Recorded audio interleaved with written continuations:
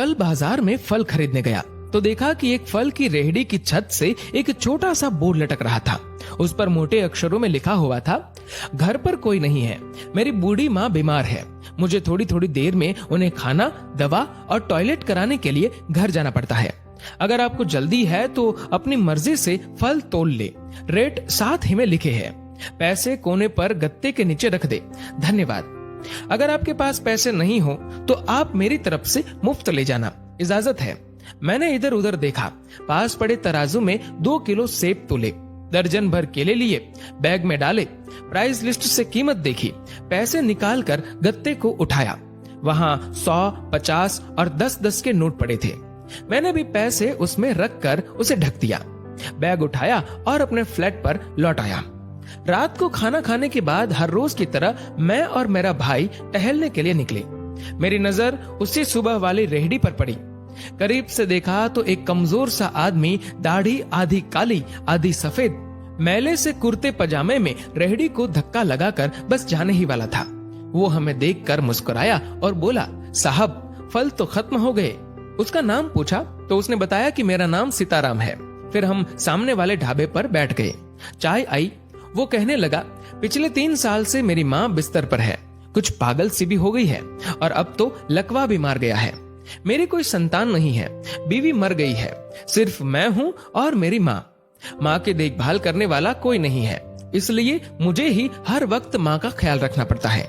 एक दिन मैंने माँ के पाँव दबाते हुए बड़ी नरमी से कहा, माँ तेरी सेवा करने को तो बड़ा जी चाहता है, पर जेब खाली है और तू मुझे कमरे से बाहर निकलने नहीं देती। कहती है तू जाता है तो जी घबराने लगता है। तू ही बता मैं क्या करूं, न मेरे पास कोई जमा पूंजी है। ये सुनकर माँ ने हाँफते कांपते उठने की कोशिश की।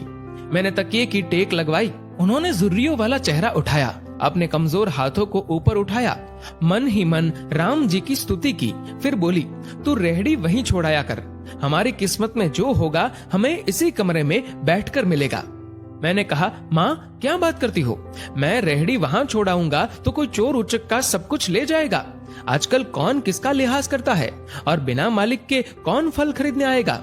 माँ कहने लगी, तू राम का नाम लेने के बाद रेहड़ी को फलों से भरकर छोड़कर आ जाया कर, ज्यादा बकबक मत कर, शाम को खाली रेहड़ी ले आया कर। अगर तेरा 1 भी रुपया गया तो मुझे बोलियो। 2.5 साल हो गए हैं भाई साहब, सुबह रेहड़ी लगा आता हूँ, शाम को ले जाता हूँ। लोग पैसे रख जाते हैं, फल ले जाते हैं, एक धेला भी ऊपर नीचे नहीं होता, बल्कि कुछ तो ज्यादा भी रख जाते हैं। कभी कोई माँ के लिए फूल रख जाता है, कभी कोई और चीज। परसों एक बच्ची पुलाव बनाकर रख गई, साथ में एक पर्ची भी थी जिसमें लिखा था अम्मा के लिए।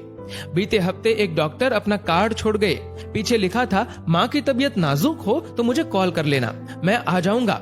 कोई खजूर रख जाता है तो कोई कुछ और खाने की चीज। रोजाना कुछ न कुछ मेरे हक के साथ मौजूद होता है। न माँ हिलने देती है, न मेरे राम कुछ कमी रहने देते हैं। माँ कहती है, तेरे फल मेरा राम अपने फरिश्तों से बिकवा देता है। आखिर में इतना ही कहूंगा कि अपने माँ बाप की खिदमत करो और देखो दुनिया की कामयाबियां कैसे हमारे कदम चूमती है। दोस्तों, इस वीडियो को लेकर आपकी क्या राय है, नीचे कमेंट करके जरूर बताएगा। और अगर आपको ये वीडियो अच्छा लगा हो तो इस वीडियो को लाइक करेगा, शेयर करेगा ज्यादा से ज्यादा लोगों तक। और ऐसे ही और भी इंस्पिरेशनल वीडियोस के लिए सब्सक्राइब करें हमारे यूट्यूब चैनल को और फेसबुक पर फॉलो करें हमारे पेज को। धन्यवाद।